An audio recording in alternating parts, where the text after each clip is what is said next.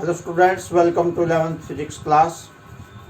तो 11th physics में आपका टॉपिक चला हुआ है लॉज ऑफ मोशन। और पिछली वीडियो में मैंने आपको करवाए थे सेंट्रीपिटल एंड सेंट्रीफ्यूगल फोर्सेस। तो आज मैं आपको करवाऊंगा maximum speed with which A vehicle can travel on A level circular road. कोई सर्कुलर रोड है, इस प्रकार से सर्कुलर रोड है या कोई मोड़ है सड़क पे,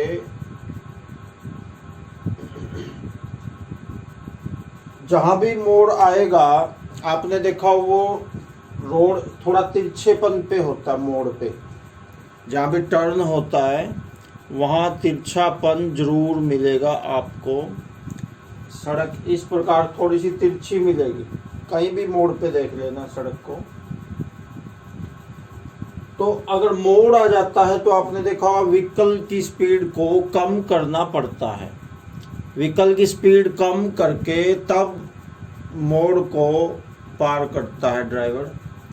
फुल स्पीड में अगर मोड़ पे भी फुल स्पीड रखेगा, स्पीड कम नहीं करेगा, एक लिमिट है, उस लिमिट से ज़्यादा अगर वो स्पीड रखेगा तो गाड़ी पलट जाएगी। तो वो ही बताएंगे आपको कि कितनी ज़्यादा से ज़्यादा स्पीड से वो अपने व्हीकल को निकाल सकता है कि गाड़ी ना पलटे। विदाउट स्किडिंग का मतलब बिना पलटे। तो ज़्यादा से ज़्यादा स्पीड कितनी कोई ड्राइवर रख सकता है किसी मोड़ पे, वो आपको अभी बताऊंगा मैं। अब देखो, जैसे ये सर्कुलर रोड है इस प्रकार से, और आर इसका रेडियस मान लो, इस सर्कुलर रोड का रेडियस मान लो आर, और ये व्हीकल है। तो व्हीकल के इधर तो नॉर्मल रिएक्शन R1 लगेगा और इधर नॉर्मल रिएक्शन R2 लगेगा। तो मेन जो नॉर्मल रिएक्शन बीच में से लगेगा वो दोनों को जोड़ के आएगा R1 प्लस R2, और नॉर्मल रिएक्शन के अपोजिट डायरेक्शन में लगेगा weight of vehicle mg, weight of vehicle mg आएगा। तो अब वेट जो होता है इस प्रकार होता है, 90 डिग्री पे होता है। कोई चीज अगर ऐसे टेढ़ी भी है, कोई चीज जैसे टेढ़ी चीज है कोई, लेकिन वेट इसका ऐसे टेढ़ा नहीं आएगा, वेट तो इसका ऐसे आएगा, 90 डिग्री पे आएगा वेट। तो अब ये लेवल सर्कुलर रोड है, यानी इस रोड में टेढ़ापन नहीं है, बिल्कुल प्लेन है ये मोड़ पे भी। हालांकि ऐसा रियलिटी में नहीं होता। रियलिटी में जहां भी मोड़ होगा वहां पे रोड थोड़ा सा तिरछेपन पे मिलेगा आपको। कहीं भी मोड़ पे रोड को देखना है तो वहां तिरछापन मिलेगा आपको। लेकिन मान लो कि इसमें तिरछापन नहीं है, ये लेवल पे है, तो उसके लिए मैक्सिमम स्पीड निकालेंगे और उसके बाद तिरछेपन वाले पे मैक्सिमम स्पीड निकालेंगे। तो आप ये पाएंगे कि जिस रोड में तिरछापन है, थोड़ा सा टेढ़ा बनाया हुआ है मोड़ पे, वहां पे व्हीकल ज्यादा स्पीड से निकल सकता है। तो पहले ये बिना तिरछेपन वाले की स्पीड निकालते हैं, फिर तिरछेपन वाले की निकालेंगे। तो तिरछेपन वाले में आप पाओगे ज्यादा स्पीड से व्हीकल को निकाल सकते हैं। तो ये देखो, v तो मान लिया मैक्सिमम वेलोसिटी ऑफ व्हीकल, और r मान लिया रेडियस ऑफ रोड। तो अब ये जैसे सर्कुलर पाथ पे जाएगा, व्हीकल चलेगा, तो उस पे सेंट्रीपिटल फोर्स लगेगा। पिछली वीडियो में बताया था आपको। तो सेंट्रीपिटल फोर्स का फॉर्मूला याद करो, है कि नहीं याद आपको? Centripetal force F। इसीलिए मैं कहता हूँ हर एक वीडियो देखनी जरूरी है।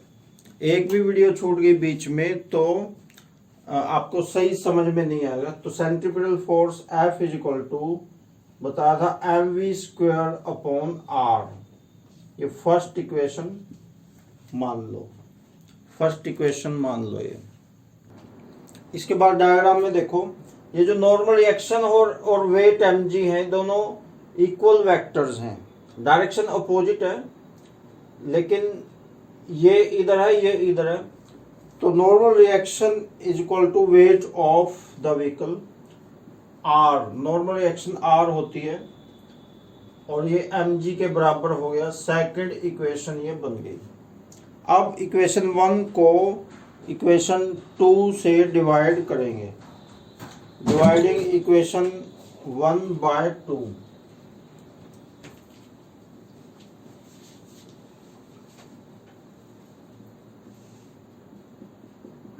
1 को इक्वेशन 2 से डिवाइड करेंगे तो ये हो जाएगा।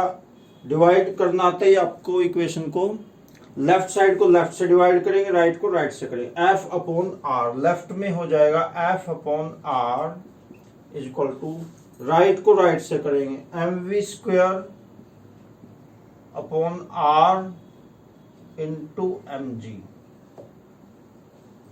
इसकी राइट साइड है m v square upon r और इसकी है एम जी, तो एम जी से डिवाइड करेंगे तो एम जी को नीचे लिख देंगे तो m से m कट जाएगा, ये बचेगा v square upon r g. अब ये यहां नीचे जगह नहीं बची तो इसको मैं मिटा के ऊपर लिखूंगा अभी।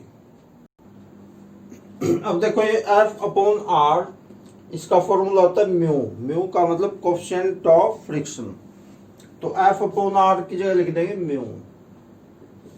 ये अब मैं ऊपर लिखता हूं, आपने ये नीचे ही करना है। तो इसकी जगह म्यू लिखिए, mu is equal to v square upon r g. बिल्कुल आसान है, टेंशन नहीं लेनी, बिल्कुल आसान है। थोड़ा सा ध्यान देना पड़ेगा। अब हमें चाहिए v की वैल्यू। v है मैक्सिमम वेलोसिटी, यानी जितनी वेलोसिटी से अपने व्हीकल को ड्राइवर खींच सकता है।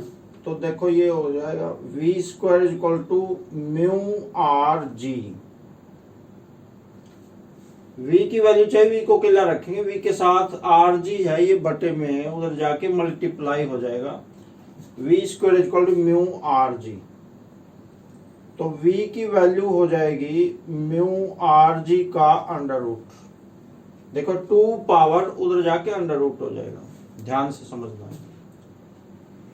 तो इतनी वेलोसिटी से म्यू है कोएफिशिएंट ऑफ फ्रिक्शन। ये अलग अलग मटेरियल्स का कोएफिशिएंट ऑफ फ्रिक्शन अलग अलग होता है, वो टेबल में आपको पता लग जाएगा म्यू कितना है। और आर है रेडियस। रेडियस ज्यादा होगा तो ज्यादा वेलोसिटी से ड्राइवर गाड़ी को ले जा सकता है। रेडियस ज्यादा होने का मतलब अगर थोड़ा मोड़ है, हल्का सा मोड़ है, अगर खड़ा मोड़ है, ज्यादा मोड़ है, इसका मतलब रेडियस कम है। खड़े मोड़ पे रेडियस कम है तो खड़े मोड़ पे आपने देखा होगा स्पीड बहुत ही कम करनी पड़ती है, बहुत थोड़ी स्पीड से ही ड्राइवर ले जा सकता है गाड़ी को। खड़े मोड़ पे अगर ज़्यादा स्पीड से ले जाएगा गाड़ी को तो गाड़ी एकदम से पलटी खा जाएगी। तो आर मेन 2 चीज़ों पे डिपेंड करता है, म्यू और आर पे। आर पे ज़्यादा डिपेंड करता है, म्यू भी ज़्यादा फर्क नहीं होता मटेरियल्स में, आर पे ज़्यादा फर्क पड़ता है। रेडियस अगर ज़्यादा है तो ज़्यादा वेलोसिटी के साथ गाड़ी को वो ले जा सकता है चला के। इसका मतलब ये है कि अगर थोड़ा ही मोड़ है, मामूली सा मोड़ है, तो ज्यादा वेलोसिटी के साथ गाड़ी को खींच सकता है। और g इज ग्रेविटेशनल एक्सेलरेशन, ये तो फिक्स है, इसको कोई कम ज्यादा नहीं कर सकता, ये फिक्स है। तो तीनों को मल्टीप्लाई करके उसका रूट करेंगे तो उतनी वेलोसिटी के साथ कोई ड्राइवर अपनी गाड़ी को मोड़ वाले रोड पे ले जा सकता है। हालांकि रोड में जो मोड़ होता तो वो खतरनाक ही है, ज़्यादातर एक्सीडेंट मोड़ पे ही होते हैं। लेकिन अब ये आपको पता चल गया है कि कितनी ज़्यादा स्पीड को हम अपने स्पीड से अपने व्हीकल को ले जा सकते हैं मोड़ से। तो जो v की वैल्यू है इससे ज़्यादा नहीं होनी चाहिए, v should be less than equal to mu r g under root. ये आ गया, mu r g under root से कम होगी तो गाड़ी नहीं पलटेगी।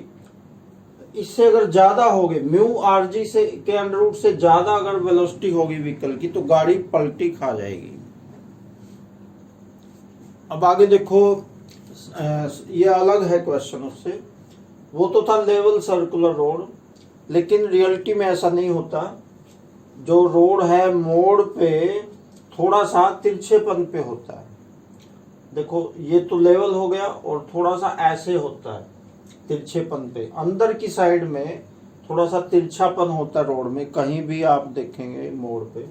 हालांकि डायग्राम में मैंने थोड़ा ज़्यादा दिखाया, एक्चुअली में इतना नहीं होता, कम होता है, तो डायग्राम मैंने इसलिए दिखाया थोड़ा ज़्यादा, ताकि ये एंगल थोड़ा सा आपको बड़ा और सही क्लियर दिख जाए। एंगल छोटा सा एंगल में बनाता तो आपको क्लियर नहीं दिखता।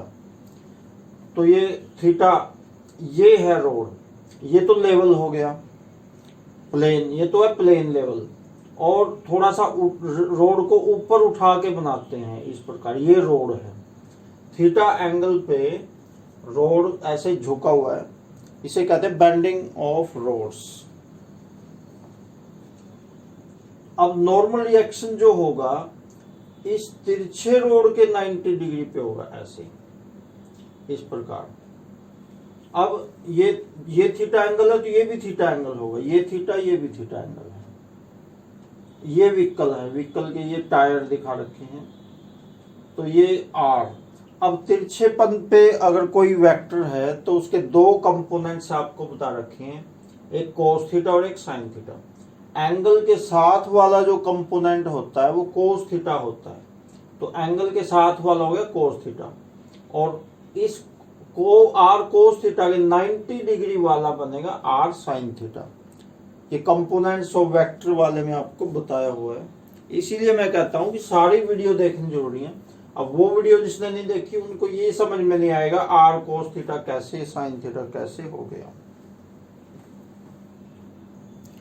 अब देखो वेट ऑफ व्हीकल, व्हीकल का वेट, हालांकि व्हीकल देखो सड़क पे ऐसे तिरछेपन पे है, लेकिन आपको अभी बताया था कि जो वेट है वो 90 जमीन के 90 डिग्री पे लगेगा, ऐसे इस प्रकार mg। तो वेट ऑफ व्हीकल mg है जो, ये r cos थीटा के बराबर आएगा। तो वो सारी बातें उसी प्रकार लिख ले। Let m is equal to mass of the vehicle, theta is equal to angle at which the road is bent, and j is equal to gravitational acceleration, r is equal to normal reaction, v is equal to maximum velocity. तो ये जो r cos theta है mg के बराबर आएगा, r cos theta is equal to mg। ये first equation मान लेंगे, फर्स्ट इक्वेशन। और जो r sin थीटा है ये सेंट्रीपिटल फोर्स के बराबर आएगा। डायग्राम में देखो r sin theta is equal to centripetal force, तो r sin theta is equal to centripetal force mv square upon r, centripetal force का फॉर्मूला। ये आ गई सेकंड इक्वेशन। अब उसी प्रकार से फर्स्ट इक्वेशन को सेकंड से डिवाइड कर देंगे, डिवाइडिंग इक्वेशन 1/2। तो r cos थीटा, सेकंड को 1 से डिवाइड करेंगे क्योंकि साइन अपॉन कोस ये tan बन जाएगा, वो तो फिर भी जाएगा, 1 को 2 से करेंगे, फिर बाद में उल्टना पड़ेगा, पलटी करनी पड़ेगी बाद में।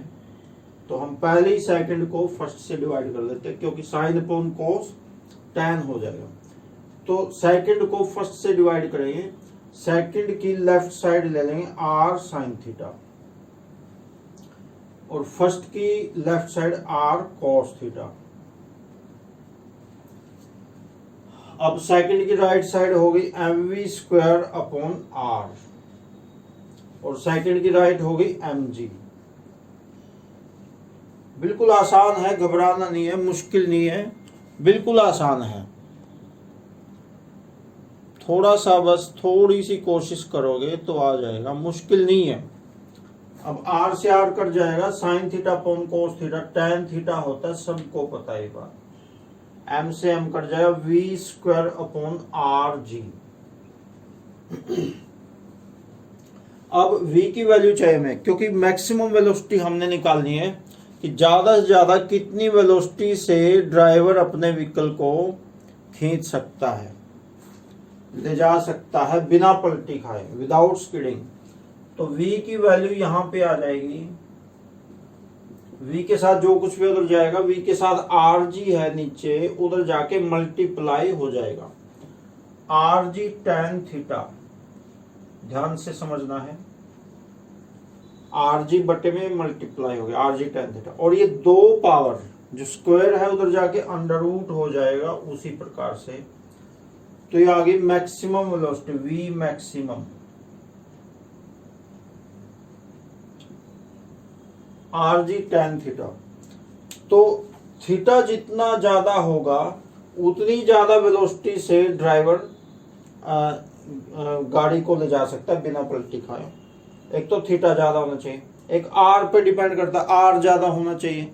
जितना ज्यादा चौड़ा रोड होगा, रेडियस ज्यादा का मतलब जितना चौड़ा रोड होगा या फिर घुमाव कम होगा, उसमें घुमाव जिसमें ज्यादा होगा, आर ज्यादा होने का मतलब घुमाव ज्यादा है, तो ये मैक्सिमम ज्यादा वेलोसिटी से निकाल सकता है। सॉरी, ये देखो आर ज्यादा अगर है तो घुमाव कम पाएगा उसमें।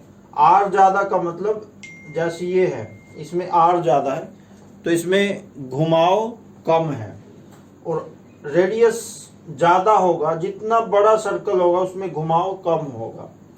अब आर अगर कम है, छोटा सर्कल है, तो इसमें घुमाव ज्यादा होगा।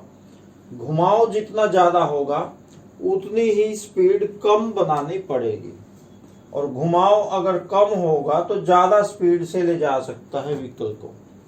तो ये बात आज आपने समझी है। तो अभी इस वीडियो में इतना ही कर लो। Okay, thanks.